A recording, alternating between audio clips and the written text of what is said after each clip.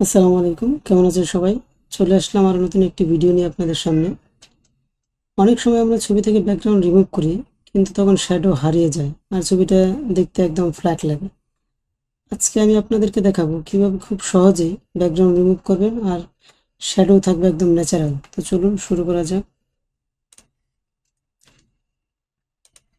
আমি আজকে এই ছবিটা নিয়ে কাজ করব। তো আমি দেখেন, এটা যদি আমি শ্যাডো চেঞ্জ করি, সেটা মানে কালার, যে কোনো কালার দিই, সেটা কিন্তু রিয়েলিস্টিক আছে, একদম অরিজিনাল যেটা ছিল সেটাই আছে।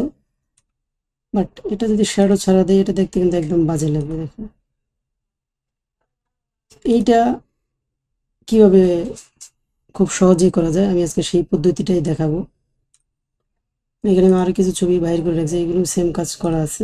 আমি যে কোনো ব্যাকগ্রাউন্ডে, যে কোনো ডিজাইনে, যে কোনোভাবে আমি ব্যবহার করতে পারবো।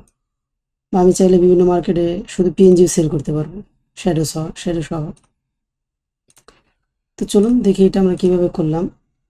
জাস্ট প্রথমে আমি সাবজেক্টটা সিলেক্ট করে নেব। জাস্ট আপনার সিলেকশনটা একটু প্রপারলি করে দিবেন সাবজেক্টটা, তাহলে জিনিসটা দেখতে সুন্দর এবং ন্যাচারাল আসবে।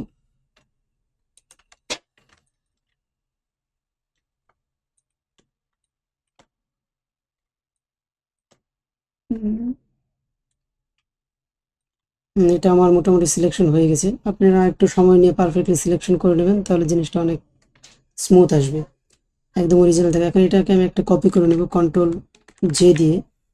দেন আমি চলে যাব, দেন কপি করার পরে এখান থেকে আমি একটা নতুন একটা লেয়ার নেব। এই লেয়ারটা সিলেক্ট থাকা অবস্থায় আমি চলে যাব চ্যানেলে। দেন এইখানে একটা ক্লিক করে দেব।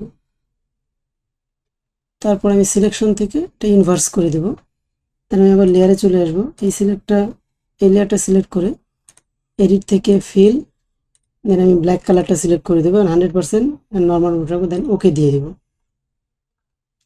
দেন আমি আমার অরিজিনাল ইমেজ, দেন Ctrl+D দিয়ে সিলেকশনটা ছেড়ে দেবো। দেন আমি আমার এটা অরিজিনাল ইমেজটা হাইড করে দেবো। দেখেন আমার কাজ কিন্তু হয়ে গেছে। এখন যদি আমি এখানে কোনো ব্যাকগ্রাউন্ড দিই, যে কোনো কালারের ব্যাকগ্রাউন্ড, সেটা সহই আমি ইউজ করতে পারবো, কোনো প্রবলেম হবে না, যে কোনো ব্যাকগ্রাউন্ড।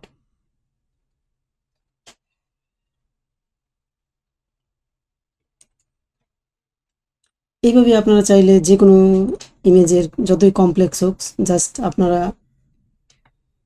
সাবজেক্টটা ভালো করে সিলেক্ট করে, দেন আমার দেখানো পদ্ধতিটা ফলো করে আপনি এই কাজগুলি করতে পারবেন।